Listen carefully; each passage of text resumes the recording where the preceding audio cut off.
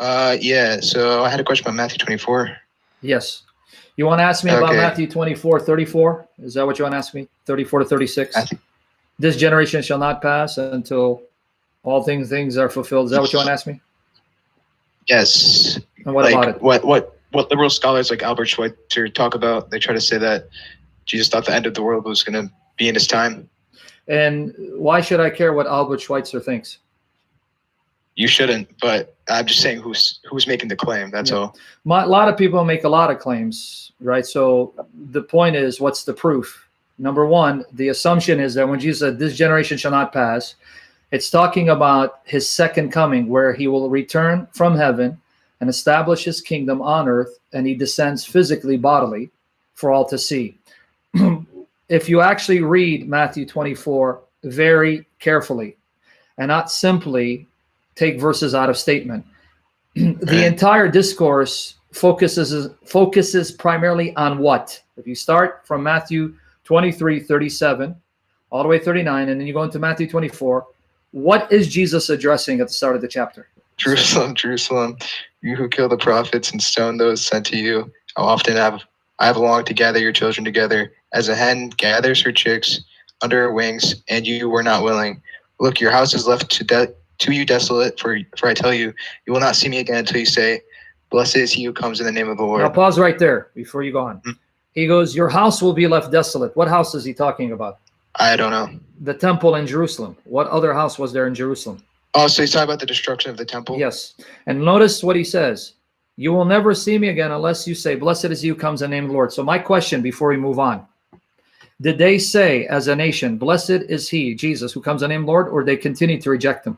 Are you talking about like people in Jerusalem? Yeah, who's he talking to? You're reading it. So who is he saying? You will not see me again until you learn to say, blessed is he who comes in the name of the Lord. Read it again, slowly. Jerusalem, Jerusalem, you who kill the prophets and stone those sent to you, how often I have longed to gather your children together, as a hen gathers her chicks under her wings, and you are not willing. Who's not willing? Jerusalem. You got it. So Jerusalem. And then he says, go on. Look, your house is left to you desolate. Oh, okay. So it's talking about the temple. Yeah, because who's he addressing? Jerusalem. By Jerusalem, he's referring to the religious authorities, those who control Jerusalem, the religious establishment, the priests, the Pharisees, the scribes, Sanhedrin, right? Right. Okay, so what does he say to them? You will not see me again until you say, blessed is he who comes in the name of the Lord. So did they ever say that, or did they continue to reject him? They continued to reject him until the temple was destroyed. That's why they didn't see him again. Okay, so he's not actually talking about like the end times in this part. He's just talking about... Now continue reading though into chapter 24, slowly. Keep reading to 24. Jesus left the temple and was walking away when his disciples came up to him to call his attention to its buildings. To what? Called his attention to the building in Jerusalem, the temple and the buildings, right? Right. Okay. Do you see all these things? He asked. Truly I tell you, not one stone here will be left on another. Every one will be thrown down. Keep reading. As Jesus was sitting on the Mount of Olives, the disciples came to him privately. Tell us, they said, when will this happen, and what will be the sign of your coming? Okay, now that's the context. Okay. Now that's the context. The sign of your coming and the end of the age. Now, when he says end of the age, what age are they referring to? Are they referring to the end of time as we know it, ushering a new heaven, or he's talking about the end of the Old Testament era? Oh, okay, I see. So they're talking about when he's going to rise from the dead and the Old Covenant will be... Not only rise from, no. What did he just say? Not one temple... Not one, what? Read it again. Not one stone here will be left on another. So what are they asking him? About the destruction of the temple. So yeah, what is the sign of you coming to destroy the temple, which signifies the end of this era, the end of the Old Testament age, the end of the Old Testament era? Okay, that makes sense. All right. So did that generation pass away, or did that generation see the destruction of Jerusalem and the temple? That generation saw the destruction of the temple. So where is the false prophecy? There is none. That's right, because the mistaken assumption is that when Jesus says the Son of Man coming, that means a physical bodily coming where we see it. No, oftentimes Old and New Testament will use the language of God coming to destroy a nation without you seeing God visibly to do so. Oh, okay. So there's no false prophecy because he wasn't even talking about the end of end times. Not the end times, the end of the age of Jerusalem. Right. Yeah, I was saying he's not talking about the end times. He's talking about the end of the age of Jerusalem. Let me show you where. Let me show you where you'll find passages of God coming to destroy a nation without that meaning coming visibly where you see him. Go to Isaiah 19 verse 1. See, the Lord rides on a swift cloud and is coming to Egypt. The idols of Egypt tremble before him, and the hearts of the Egyptians melt with fear. This is talking about the Lord bringing judgment in Egypt, but did he ever come physically, bodily, or visibly to do that? I actually don't know. I'm not going to say. No, he didn't. Historically, you won't hear the Egyptians saying, and the God of Israel showed up visibly during the time of Isaiah, or even centuries after that, even at the time of Christ, to do, because it's not talking necessarily of God appearing visibly. But when a nation is destroyed because of its wickedness, that's a sign that God has come in judgment. Okay. So you with me so far?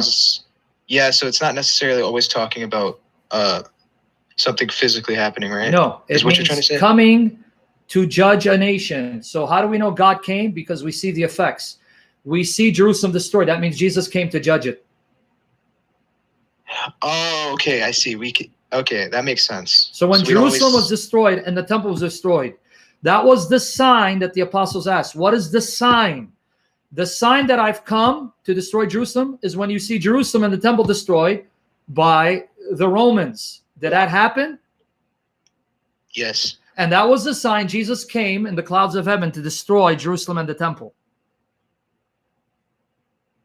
Okay, that makes sense. Now go to Revelation 3, verses 1 to 3 to show you another example. Okay. Read it for me. To the angel of the church in Sardis write, these are the words of him who holds the 7 spirits of God and the 7 stars. I know your deeds. You have a reputation of being alive, but you are dead. Keep reading all the way to 3. Wake up, strengthen what remains and is about to die, for I have found your deeds unfinished in the sight of God, of my God. Remember therefore what you have received and heard. Hold it fast and repent. But if you do not wake up, I will come like a thief, and you do not know what time I will come to you. Okay, now Jesus warns this church at Sardis, if you don't repent, I will come against you like a thief and remove you. Now, that church has been removed. That means Jesus came and removed it, right? Mm-hmm. But did he come physically to do that? Did anyone see Jesus come down physically? No. You got it now? Okay, so this is basically, it's when a prophecy can essentially be fulfilled in Revelation, but not the whole thing. Yes, because those churches have been removed, because he's also threatening those churches, 5 of which are dishonoring the Lord. He says, if you keep it up, you will no longer be a lamp before me. I will remove you. And that has happened historically. Okay, that makes sense. Okay, so there's nothing in Matthew 24, 34, 36, specifically 34, that says this is referring to Jesus returning physically, bodily to establish his kingdom on earth. It's talking about Jesus coming to destroy Jerusalem and the temple because of the Jewish religious establishment's rejection of him. Okay, that makes sense. And that's why, what happened afterwards? Now, let me show you the fulfillment of this passage. Go down to Matthew 24, 29 to 31. Immediately after the distress of those days, the sun will be darkened, and the moon will not give its light. The stars will fall from the sky, and the heavenly bodies will be shaken. Now, when it says stars fall from the sky, heavenly bodies, people who do not understand biblical language are assuming astral objects. No, stars and heavenly bodies can also refer to principalities, dominions, and powers in the heavenly realm, satanic powers that will now be disarmed and destroyed. Mm-hmm. You with me there? Yeah. Okay, so keep reading. Then will appear the sign of the Son of Man in heaven. Sign of Son of Man. Go ahead. And then all the peoples of the earth will mourn when they see the Son of Man coming on the clouds of the heaven with power and great glory. And he will send his angels with a loud trumpet call, and they will gather his elect from the four winds, from one end of the heavens to the other. Oh, see, that clearly means his physical return to the earth. No. Now let me break that down. He says, when this happens, then the angels will be sent out to all four corners of the earth to gather the elect to Jesus, right? Yeah. That's what you just read, 31, right? Yep. Okay, but let me tell you something. Did you know the word angel doesn't mean necessarily a spirit creature? It can also refer to a human agent, a human messenger, a human messenger. And you want proof of it in Matthew 11:10, the prophecy about John the Baptist, where God says, see, I send my messenger ahead of you. The Greek word is angel, and there it's referring to John the Baptist. What kind of angel was John the Baptist?